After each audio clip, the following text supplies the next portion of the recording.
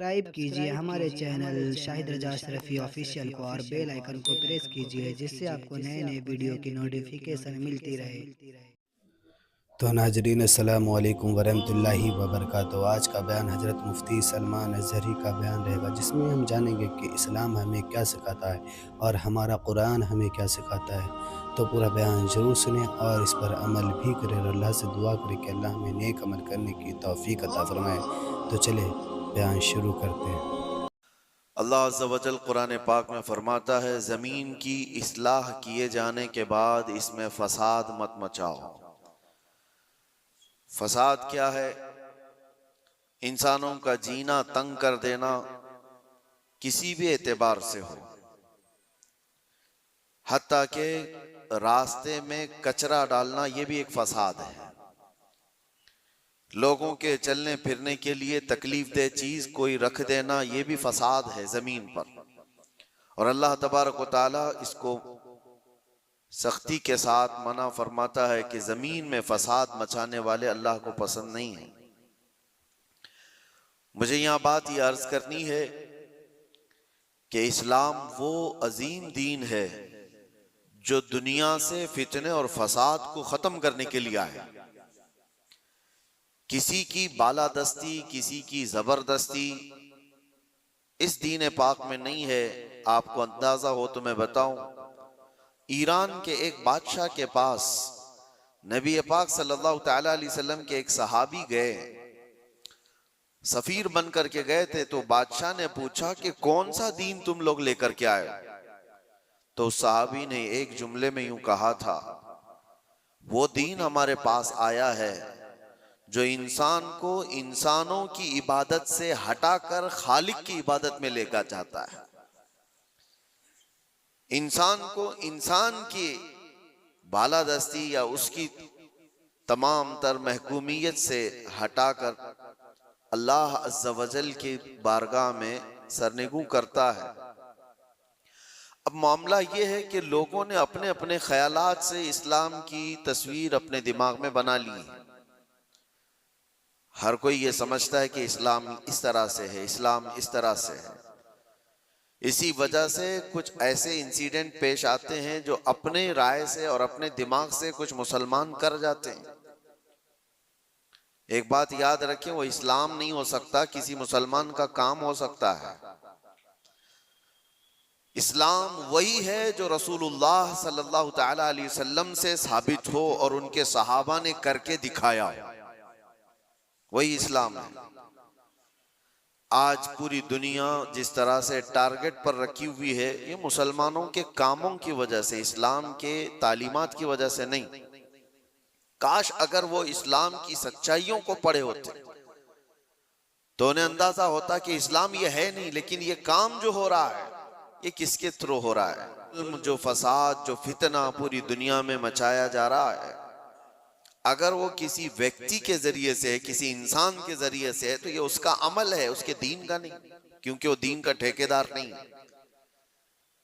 अगर कोई मुसलमान शराब पीता है और उसमें मस्त होकर लोगों से लड़ता भिड़ता है, तो ये उसका अमल है, ये दीन का हिस्सा नहीं। अगर कोई ताश के पत्तों पर बैठा पूरी पूरी रात गुजारता है, तो ये उसकी बदकिरदारी है, उसके बद अखलाक है, इस्लाम का यह हिस्सा नहीं, इस्लाम ने उसे दिया ही नहीं है। कोई नौजवान आवारा बिगड़ा हुआ लड़कियों की तरफ गलत नजरें मारता है और पाकबाज खवातीन की जिंदगी के लिए वो दुश्वार बन गया है, तो वो शैतान है, वो इस्लामी हिस्सा नहीं है। इस्लाम की तालीमात में ये नहीं है। रब तबारक व तआला ने जो दीन हमें अता फरमाया रसूलुल्लाह सल्लल्लाहु अलैहि वसल्लम के जरिए से, वो इतना पाक है, इतना पाक है कि इस पूरी कायनात में इस्लाम आया ही है फितना और फसाद और हर बुराई को खत्म करने के लिए। क्या वजह है कि जिस दौर में इस्लाम की तबलीग और इशाअत हो रही है, मक्का मुकर्रमा में कौन से लोग थे हुजूर पाक सल्लल्लाहु अलैहि वसल्लम के मुखातब? वहां पर कौन लोग थे? वही लोग तो थे जो शराब नोशी में फख्र करते थे, जुआबाजी उनका शियार था, औरतों को बाजारों में लाकर नीलाम कर देते थे, बच्चियां पैदा हो तो गर्दन मरोड़ कर दफन कर देते थे। तो थे जो शराब नोशी में फख्र करते थे, जुआबाजी उनका शियार था, औरतों को बाजारों में लाकर नीलाम कर देते थे, बच्चियां पैदा हो तो गर्दन मरोड़ कर दफन कर देते थे।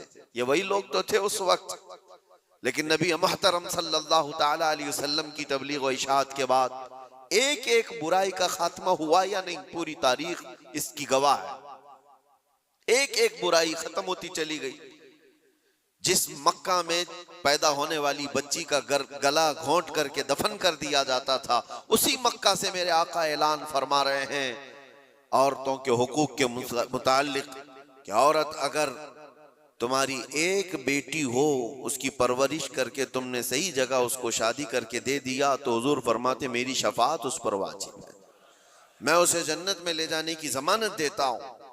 बेटी का हक ये बताया उसी मक्का मुकर्रमा में जहां लोग अपनी माँ और अपनी बहनों को बाजारों में नीलाम कर देते, मेरे आका सल्लल्लाहु अलैहि वसल्लम ने इस बुराई का खात्मा फरमाया। इरशाद क्या फरमाया कि अल जन्नतु तहत अक़दामिल उम्महात। तुम क्या समझते हो औरतें बाजारों की जीनत हैं? तुम्हारी अगर माँ है तो उसके कदमों में तुम्हारी जन्नत है, बहन है तो तुम्हारे हक में उसकी दुआएं कबूल है, बीवी है तो उसको एक लुकमा खिलाना सदक़े का सवाब है। औरतों के हुकूक बयान किए।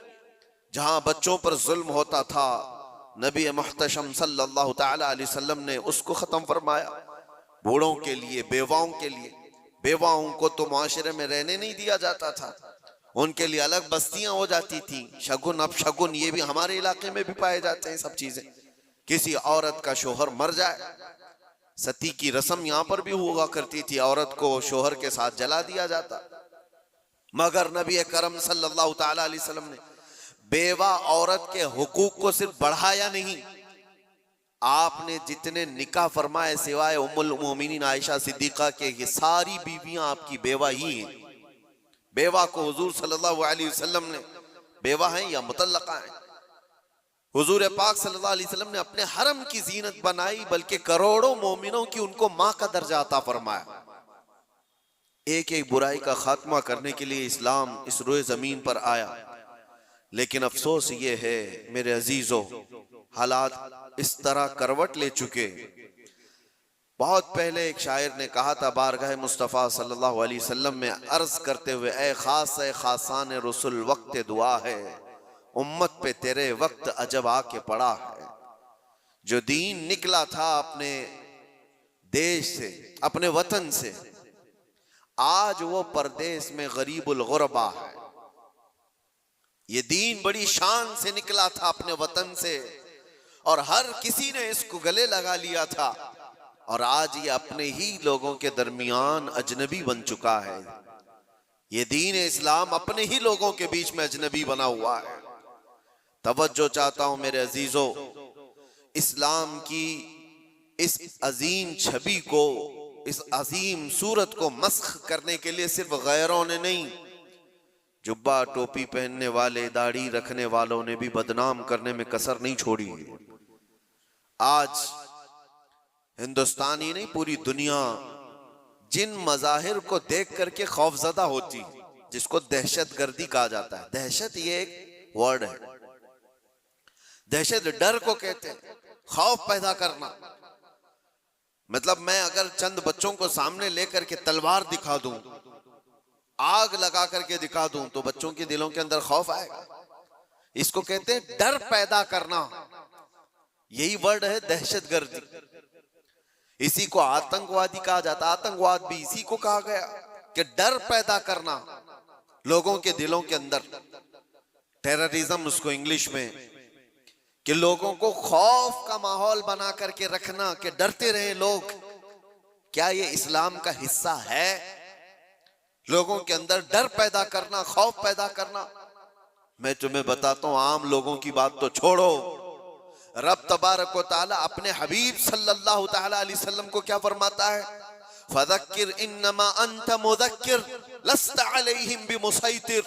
ऐ रसूल, आप इनको सिर्फ वाज़ो नसीहत करें, आपको इसीलिए भेजा गया है। नबी पाक सल्लल्लाहु तआला अलैहि वसल्लम को रब तबारक व तआला ने यह फरमाया, फबिमा रहमतिन मिनल्लाहि लिन्त लहुम वलौ कुन्त फज़्ज़न गलीज़ल क़ल्बि लनफ़ज़्ज़ू मिन हौलिक। ऐ रसूल, आपके दिल की नरमी है कि ये लोग आपके इर्द गिर्द हैं, अगर आप सख्त लहजा इस्तेमाल करेंगे तो ये सारे लोग दूर हो जाएंगे आपसे। किसके लिए अल्लाह फरमा रहा है? रसूलुल्लाह के लिए, कि सख्त लहजा इस्तेमाल ना करें। जुबान का सख्त लहजा इस्तेमाल करने को मना किया गया कि लोग बिखर जाएंगे।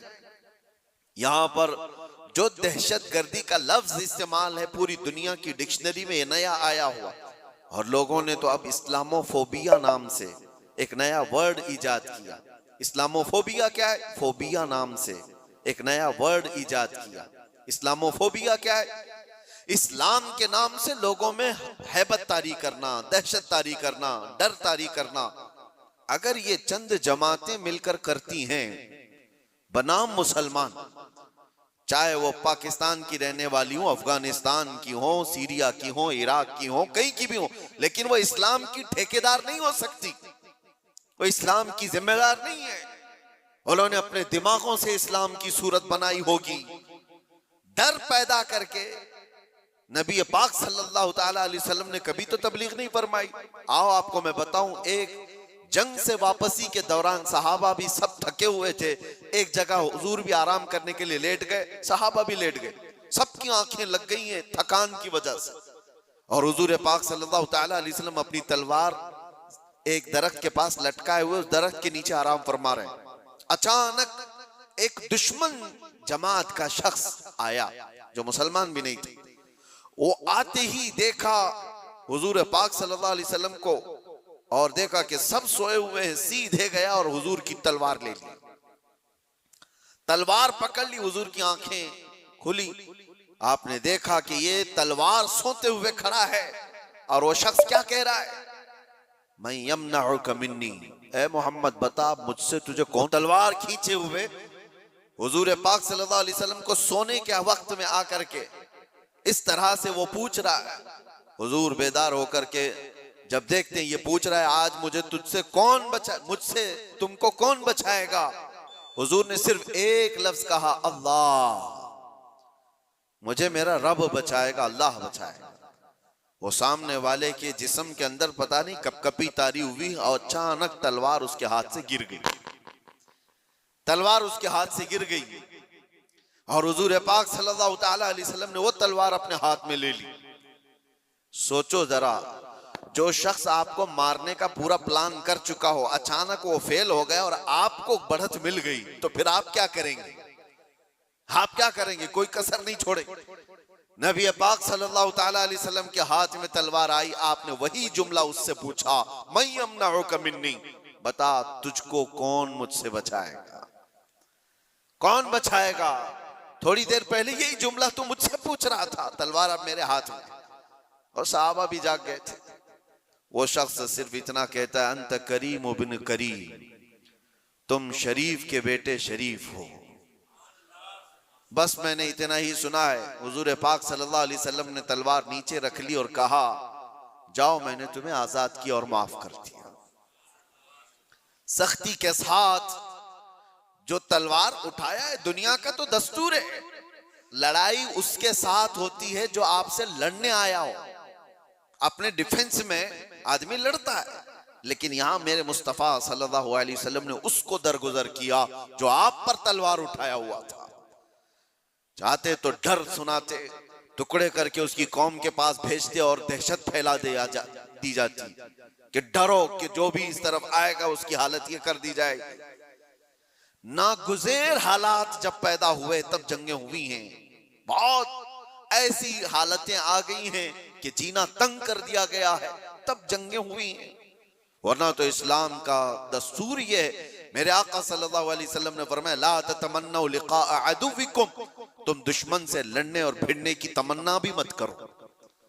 जंग की तमन्ना करना भी जायज नहीं। हुजूर पाक ने फरमाया, हाँ ऐसी सूरत पैदा हो गई तुम्हारे ऊपर, तब वो जंग के नागुज़ेर हालात में कहा गया।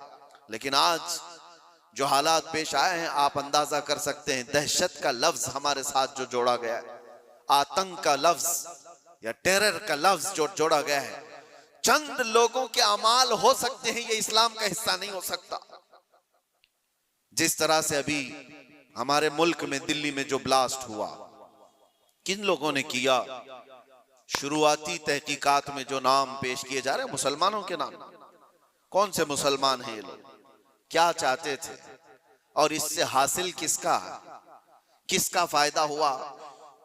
मुझे कोई भी सेंस रखने वाला मुसलमान हो, कोई भी बताए। ये बात इसलिए मैं अर्ज कर रहा हूं कि आज बहुत सारे नौजवान जज्बाती हो गए और कुछ लोगों की वजह से, यानी कुफार और मुशरिकीन की तकालीफ की वजह से वो सोचते हैं ऐसे कदम उठा लेना चाहिए। मैं उनसे कहता हूं, एक बात याद रखना, एक्सट्रीमिज्म, शिद्दत पसंदी दूसरी शिद्दत पसंदी को जन्म देती है। ऐसा नहीं कि तुम तशद्दुद करोगे तो सामने वाला तशद्दुद नहीं करेगा। तुम एक करोगे, सामने दो करने वाले होंगे। तुम दो करोगे, चार की शिद्दत और हो जाएगी। ये हल नहीं है दुनिया में।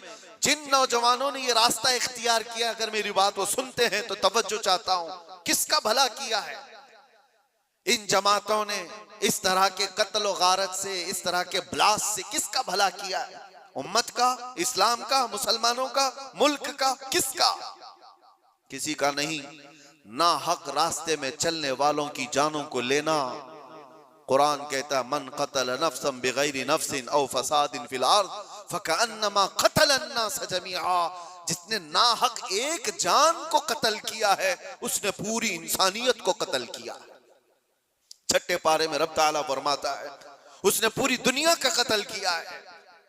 लोग क्या समझते हैं, ये ब्लास्ट कर लेना, किसी भी इलाके में जाकर के बारूद से उड़ा दिया जाना, इसको जिहाद से ताबीर करते हो?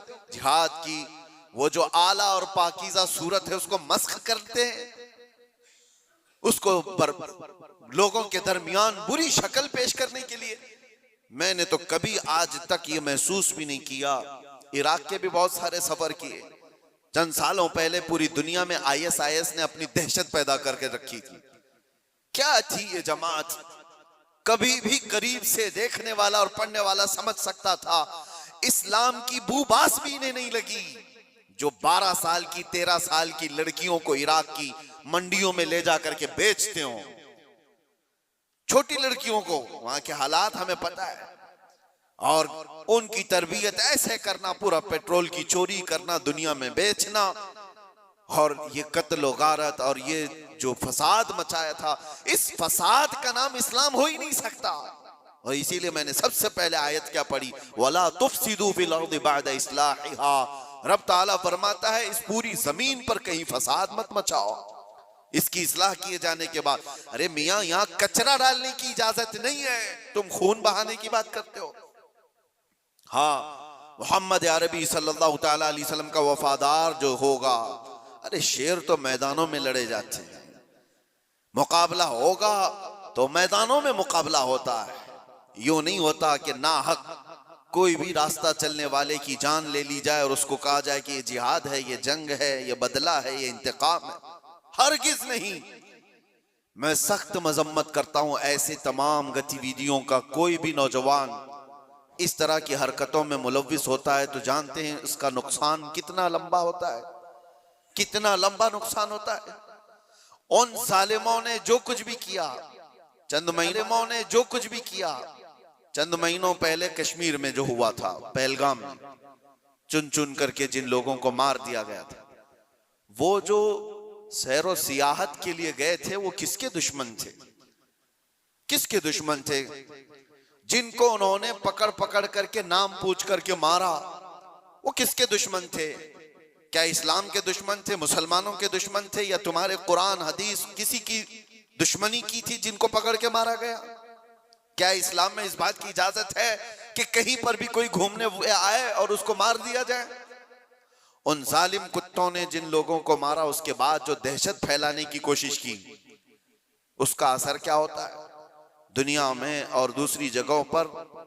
गैर मुस्लिमों के पास यही मैसेज जाता है कि ये इस तरह तन्हा पाकर कहीं पे भी कत्ल कर सकते हैं। पूरे मुसलमानों को उन्होंने खतरे में डाला। आज जो हुआ इसका भी असर वही होगा जो 9/11 के बाद हुआ था। आपको पता है 2001 में अमेरिका के अंदर जो बिल्डिंगें गिरा दी गई थी, जिसमें 3000 लोग करीब मारे गए थे, वर्ल्ड ट्रेड सेंटर पर जो हमले हुए थे, उसकी तहकीकात हुई। उसके बाद फिर कई सालों के बाद अफगानिस्तान से जिम्मेदारी कबूल की एक जमात ने कि इसको हमने किया, लेकिन उसका असर क्या हुआ जानते हैं? तकरीबन 11-12 साल तक उस शहर में ऐसे हालात हो गए थे कि मुसलमानों का जीना तंग हो गया था। कोई देखना नहीं चाहता था किया किसने, लेकिन कसूर भर कौन रहा। इसलिए मेरे अजीजों, कोई एक नौजवान अगर ऐसी हरकत करता है, अभी जैसे तहकीकात में ये बात आती है कि ये डॉक्टर पेशे से ताल्लुक रखने वाले लोग थे, शुरुआती तहकीकात ये बता रही है कितना अजीम पेशा था जिसको इख्तियार किया गया। ये बातें मैं इसलिए कह रहा हूं कि बहुत सारी जगहों पर हो सकता है कि पॉलिटिकल बनाया गया हुआ कई जगहों पर होता है, लेकिन मैं ये जानता हूं ये चीजें जो ये हरकतें हुई हैं, रियल कुछ लोग इसमें मुलव्विस होते हैं, क्योंकि जेलों में मैंने देखा है पुलिस एटीएस सबको यूं ही उठा करके नहीं भर देती, इनके हालात होते हैं, हमने खुद देखा है। यूं ही उठा करके नहीं भर देती, इनके हालात होते हैं, हमने खुद देखा है, इनसे बात भी किया है। एक बात मैं आपको बता देता हूं, पुलिस से तो वो अपना जुर्म छुपा सकता है, कैदियों में आपस में तो अपना जुर्म बताता ही है क्या क्या किया था। हमें पता है क्या क्या प्लानिंग किए जाते थे। पहले हम भी यही समझते थे कि ये सारा का सारा फेक होता है, मुसलमानों को फंसाने के लिए किया जाता है। नहीं, सब फेक नहीं होता, कुछ मुलव्विस होते हैं, प्लानिंग में इस तरह के शरीक होते हैं। अब मैं नहीं जानता कि वो किस तरह के मुसलमान हैं जो इन चीजों में मुलव्विस हो जाते हैं, उनको कौन डाइवर्ट करता है, कौन फंडिंग करता है। ये सब हुकूमत के और डिपार्टमेंट के काम है कि इन लोगों को अमन को नुकसान पहुंचाने वाली ऐसी हर चीज को वो रोकें। इसका असर अब क्या होगा? क्या हमारे बच्चे जो डॉक्टर बनना चाहते हैं वो किसी भी कॉलेज या यूनिवर्सिटी में जाएं तो क्या उनको शक की नजर से नहीं देखा जाएगा? ये भी डॉक्टर बनकर के कहीं ऐसा ब्लास्ट तो नहीं करना चाहता है? उन जालिम कुत्तों ने अपनी हरकतों से कितने बच्चों की जिंदगी को दांव पे लगाया है, और फायदा किसका किया है? किसका फायदा किया? मैं महसूस करता हूं मेरे अजीजों, ये अगर इस्लाम का नाम लेकर के या बदला लेने की बात करके इस तरह की हरकत करते हैं तो आपको अंदाजा है कल अगर उस इलाके में मैं होता या आप भी होते तो भी उड़ गए होते ना, मर गए होते हैं। उन्होंने किसी को नहीं देखा है कि चलने वाला कौन है, क्या है। क्या यही इस्लामी जंगों का निजाम है? क्या ये रसूलुल्लाह सल्लल्लाहु तआला अलैहि वसल्लम की तालीमात का कोई एक हिस्सा है? सुनो, मेरे आका सल्लल्लाहु तआला अलैहि वसल्लम प्रॉपर जंग में भी जब भेजते थे तब, सुनो मेरे आका सल्लल्लाहु तआला अलैहि वसल्लम प्रॉपर जंग में भी जब भेजते थे तब भी सहाबा को फरमाते थे रास्ता चलते हुए कोई बैठा हुआ आदमी हो तो उसकी तरफ तलवार नहीं उठाना। मेरे आका सल्लल्लाहु अलैहि वसल्लम, ये तो जंग की हालत भी नहीं है अभी हमारी, कहीं जंग की हालत में है हम लोग? जंग की हालत में नहीं, प्रॉपर जंग जहां हो रही होती वहां के लिए भी मेरे आका फरमाते कि वहां के बूढ़ों के साथ कोई बदतमीजी ना हो, औरतों के साथ लड़ाई ना हो, हामिला औरत है तो उसको छुआ ना जाए, उनको कैदी नहीं बनाया जाए। और ये तो छोड़े, नबी पाक सल्लल्लाहु अलैहि वसल्लम अपने सहाबा को जब भेजते तो ये भी तालीम देते कि जिस इलाके में जा रहे हो उनकी जो भी इबादत गाह है, इबादत गाह को तोड़ फोड़ नहीं करोगे, वहां के दरख्तों के पत्ते नहीं उखाड़ोगे, जो तुमको मारने की कोशिश किया उसके साथ तुम्हारी लड़ाई होगी। ये निजाम था। और यहां बैठे बैठे किसी को उड़ा देना, इस्लाम से कोई, मेरी इन बातों को कुछ लोगों तक मुझे पता है पहुंचती होंगी और वो शिद्दत पसंदी में कहते हैं कि शायद ये भी यहाँ की मसलहत पसंदी और हिकमत पसंदी के एतबार से बात कर रहे होंगे। हमको ये सारी मसलहत पसंदी की जरूरत भी नहीं, हम किसी की जी हुजूरी करने के लिए बात नहीं कर रहे हैं, हम बात इसलिए कर रहे हैं कि मेरे दीन पर जब कभी धब्बा लगने की सूरत आए तो हम चीख करके बोलेंगे, चाहे वो हमारे अंदर मौजूद कोई मुनाफिक हो उसको भी पकड़ करके हम बेनकाब करेंगे कि इसका ताल्लुक मेरे मुस्तफा की जात से हो ही नहीं सकता। इसलिए हमें बोलना जरूरी है, चाहे वो इस्लामी नाम से कोई मुल्क भी हो, पाकिस्तान, अफगानिस्तान, इराक, शाम, कहीं पर भी पनपने वाले, हम सबसे पहले टटोल करके देखेंगे। तुम्हारे चेहरे को देखकर, तुम्हारी दाढ़ी को देखकर, तुम्हारे जुब्बे कुब्बे को देखकर, तुम्हारे निजाम हुकूमत को देखकर हम ये नहीं समझ लेंगे कि ये खलीफा आ गया है, ये इस्लाम का बोलबाला आ गया है। सबसे पहले हम टटोल करके देखेंगे कि इसकी सीरत सिद्दीक़ अकबर से मिलती है या नहीं, फारूक आजम से मिलती है या नहीं, उस्मान व अली से मिलती है या नहीं, इसकी तालीमात में मेरे मुस्तफ़ा का इश्क झलकता है या नहीं। अगर नहीं झलकता, हम अपनी ठोकर पर उसको रखते हैं, चाहे वो कितनी ऊंची पगड़ी पहनता हो। हाँ, अगर मेरे मुस्तफा का वफादार है तो किसान का बच्चा भी हो तो हमारे सर का ताज। तो नाज़रीन, वीडियो अगर अच्छी लगी तो ज़रूर वीडियो को लाइक करें और हमारे चैनल पर अगर नए हैं तो ज़रूर सब्सक्राइब करें और अल्लाह से दुआ करें कि अल्लाह हमें नेक अमल करने की तौफीक अता फरमाए, हर बला मुसीबतों से, परेशानियों से, आफतों से, बीमारियों से हिफाजत फरमाए, सिरातुल मुस्तकीम पर चलने की तौफीक अता फरमाए, ईमान पर ख़ात्मा बिल खैर अता फरमाए। तो चलिए नाज़रीन, मिलते हैं अगले वीडियो में, तब तक के लिए अस्सलामु अलैकुम व रहमतुल्लाहि व बरकातुहू।